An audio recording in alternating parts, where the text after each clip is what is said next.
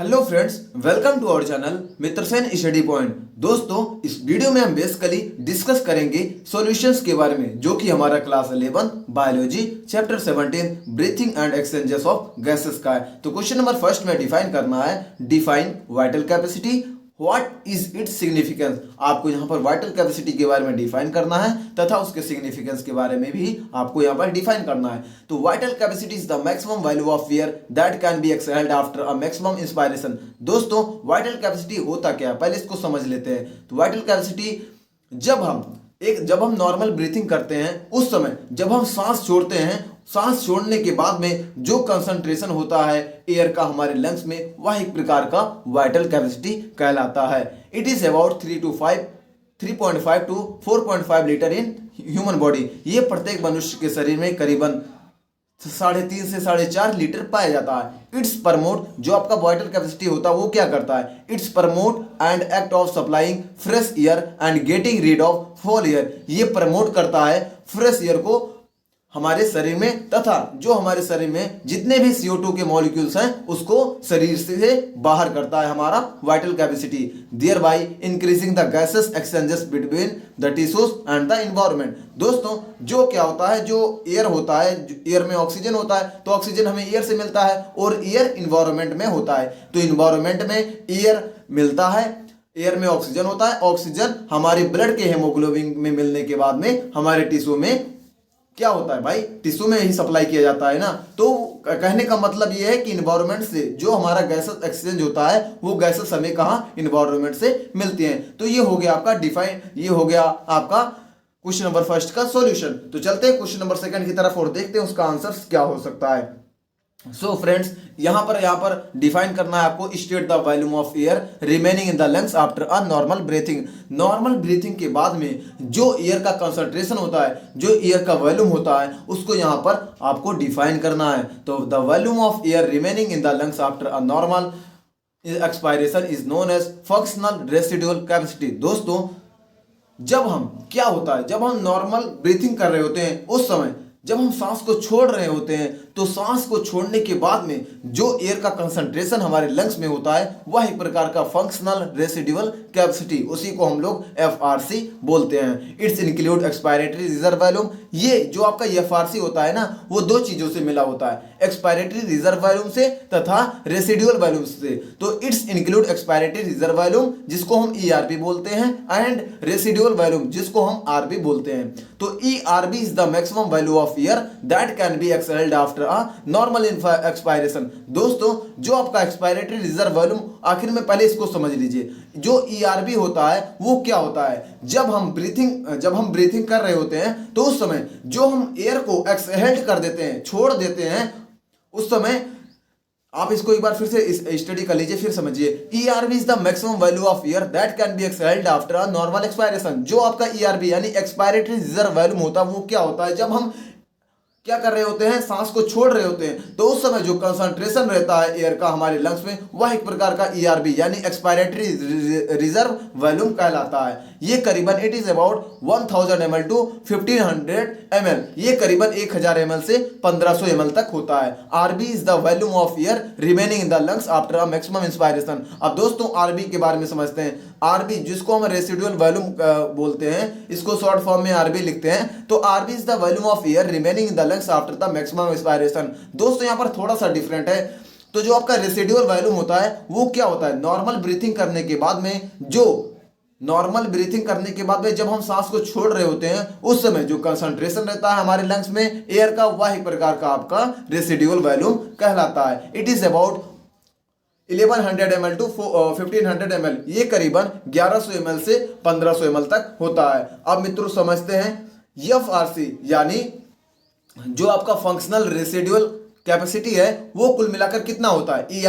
ERB का मतलब expiratory reserve volume plus residual volume, कुल मिलाकर कितना हुआ, 1500 प्लस 1500, कुल मिलाकर 3000 ml।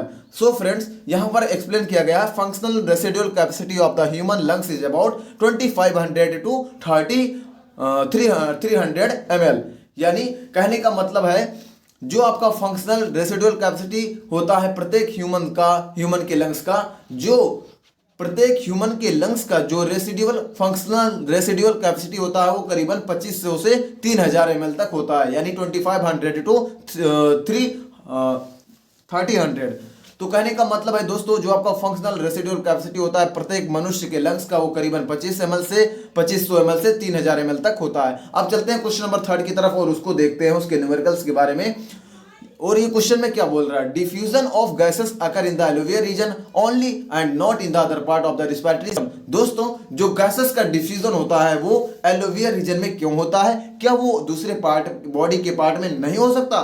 तो इसको समझते हैं। Each alveolus is made of highly permeable and thin layer of squamous epithelial cells. जो आपका एलोवियर रीजन होता है, जिसमें जो आपका एलोबुलस होता है वो किससे बना होता है, हाइजिली प्रियम्बल्स और thin layer of squamous epithelial cells. जो आपका स्क्वैमस एपिथेलियल सेल्स से आपका एलोबुलस वो बना होता है। अब समझते हैं। Similarly the blood capillaries have the layer of squamous epithelial cells. दोस्तों, जो आपका ब्लड कैपिलरीज होता है उसका लेयर भी स्क्वैमस एपिथेलियल सेल से बना होता है। Oxygen rich enter the body through the nose and reach the alveoli. जैसा कि हम सभी लोग जानते हैं, जो एयर में ऑक्सीजन होता है वो हमारे शरीर में नोज के माध्यम से एलोवेली तक पहुंचता है। द डीऑक्सीजनेटेड, जिसको हम लोग कार्बन डाइऑक्साइड बोलते हैं, ब्लड यानी the deoxygenated blood from the body is through out by the heart through the veins. दोस्तों, जो हमारे शरीर में जितने भी डीऑक्सीजनेटेड ब्लड होते हैं वो वेन्स के माध्यम से हमारे हार्ट तक सप्लाई किए जाते हैं। The heart pump into the lungs for oxygenation. जो हमारा हार्ट होता है वो पंप करता है लंग्स के पास में, किसके लिए, ऑक्सीजनेशन के लिए। The exchanges of O2 and CO2 take place between the blood capillaries surrounding the alveoli and gases present in the alveoli. दोस्तों, जो एक्सचेंजेस होता है ऑक्सीजन और कार्बन डाइऑक्साइड का वो कहाँ होता है, ब्लड कैपिलरीज में, जो कि एलोवेली के पास मौजूद होती हैं। अब यहां पर समझते हैं friend, thus the alveoli are the site of gaseous exchange. इसीलिए हम लोग एलोवेली को गैसियस एक्सचेंज का साइट कहा जाता है। The exchange of gases take place by simple diffusion. दोस्तों, जो यहाँ पर एक्सचेंजेस होता है गैसेस का वो सिंपल डिफ्यूजन के माध्यम से होता है। क्योंकि because of the pressure of concentration difference, क्योंकि जो यहाँ पर प्रेशर होता है, प्रेशर का कंसंट्रेशन होता है वो डिफरेंस होता है। अब यहां पर समझते हैं, the barrier between the alveoli and capillaries is thin and the diffusion gases take place from higher partial pressure to lower partial pressure. मित्रों, यहां पर आप ध्यान दीजिएगा, जो गैसेस का एक्सचेंज होता है कहां से, जो आपका गैसेस का एक्सचेंज होता है कहां से होता है भाई, कैपिलरीज में होती है। कैपिलरीज में तो ये होती है, समझिएगा। The barrier between the alveoli and the capillaries is thin and the diffusion of gases take place from higher partial pressure to lower partial pressure. दोस्तों, जो गैसेस का एक्सचेंज होता है हमारा एलोवेलियर रीजन से कैपिलरीज में, वो डिपेंड करता है प्रेशर के ऊपर, पार्शियल प्रेशर के ऊपर। अब यहां पर समझते हैं, the venous blood that reach the alveoli has the lower partial pressure of oxygen and higher partial pressure of CO2। अब होता क्या दोस्तों, जो आपका विनस ब्लड होता है उसमें क्या होता है कि जो ऑक्सीजन का कंसंट्रेशन, ऑक्सीजन का जो पार्शियल प्रेशर होता है वो कम होता है as a comparison of CO2। CO2 का पार्शियल प्रेशर हाई होता है उस समय। अब यहां पर समझते हैं, hence oxygen diffuse into the blood simultaneously and carbon dioxide diffuse out of the blood and into the alveoli. अब फ्रेंड्स, होता क्या है, जो यहां पर ऑक्सीजन का पार्शियल प्रेशर है वो कम है, किसके कंपैरिजन में, CO2 यानी कार्बन डाइऑक्साइड के कंपैरिजन में। कार्बन डाइऑक्साइड का पार्शियल प्रेशर जो कि हाई है किससे, CO2 किससे हाई है, ऑक्सीजन से। जो आपके कार्बन डाइऑक्साइड का पार्शियल प्रेशर है वो किससे हाई है, ऑक्सीजन से। इसीलिए जो होता है, जो हमारा गैसेस का एक्सचेंज होता है वो एलोवेलियर रीजन में ही होता है। तो इस प्रकार oxygen diffuse into the blood, इस प्रकार जो है ऑक्सीजन हमारे शरीर में डिफ्यूज हो जाता है।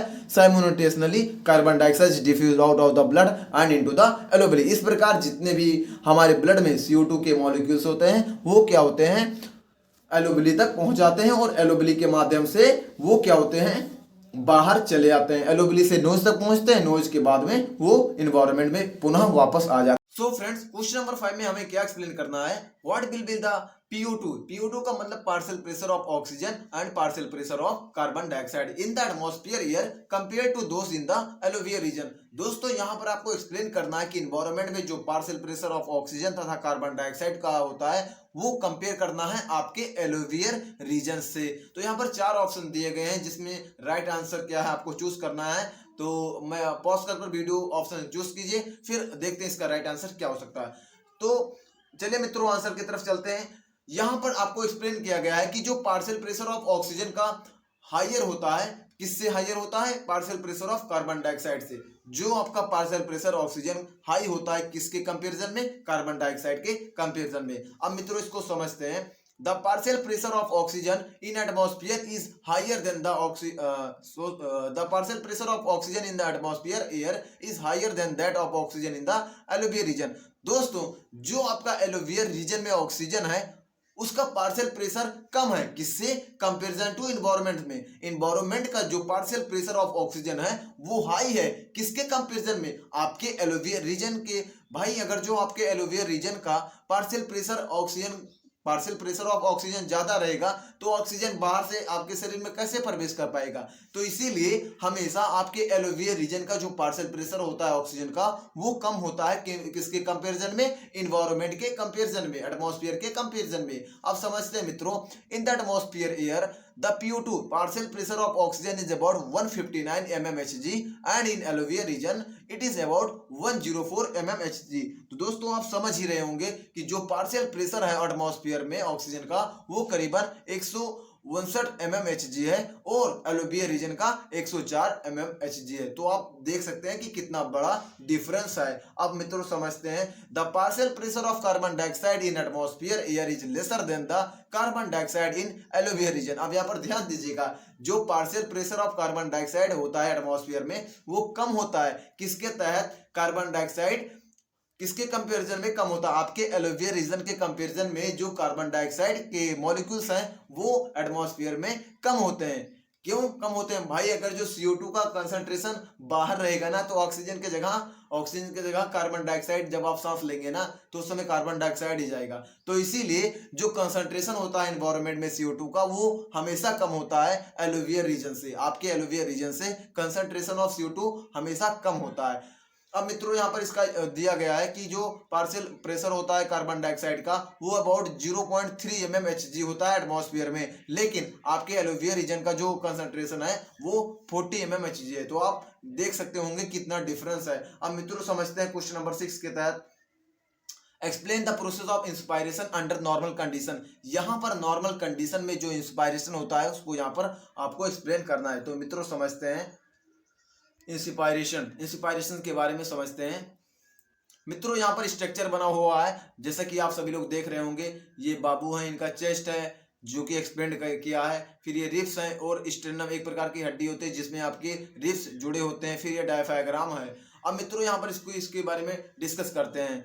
इंस्पायरेशन और inhalation is the process of bringing air from outside the body into the lungs. दोस्तों इंस्पायरेशन और इनहालेशन जैसे एक्सहेलेशन और इनहेलेशन होता है, तो इनहेलेशन में हम क्या होते हैं कि हम सांस को अंदर लेते हैं लंग्स में और एक्सहेलेशन में हम सांस को छोड़ते हैं। तो इंस्पायरेशन और inhalation is the process of bringing air from the outside the body into the lungs. दोस्तों इंस्पायरेशन और इनहेलेशन में क्या होता है कि हम एयर को ब्रिंग करते हैं एटमॉस्फेयर से और उसको फिर इंटर कराते हैं अपने लंग्स में। तो इंस्पायरेशन और inhalation is the process bringing of air from outside the body into the lungs. अब मित्रों आगे समझते हैं, it is carried out by the creating pressure gradient between the lungs and atmosphere. अब कभी आप सोचे हैं कि जो एयर का कंसंट्रेशन होता है बाहर और जो हमारा लंग्स होता है इसके बीच में कोई ग्रेडियंट प्रेशर है, कोई प्रेशर है, प्रेशर के माध्यम से ही ना तो आपका जो एयर होता है वो आपके शरीर में प्रवेश करता है। तो इसके बारे में डिस्कस डिटेल में समझते हैं। It is carried out by creating a gradient it is carried out by creating a pressure gradient between the lungs and atmosphere. When the enters the lungs, the diaphragm expands toward the abdominal cavity. Part 1 में हमने यहाँ तक cover किया। मिलते हैं अगले next video में part 2 में जो कि रिमेनिंग क्वेश्चंस को कवर करेंगे। तो वीडियो कैसे लगी कमेंट सेक्शन में जरूर कमेंट कीजिएगा। ओके, मिलते हैं अगले नेक्स्ट वीडियो में, तब तक के लिए जय Hind, Vande Mataram, all the very best.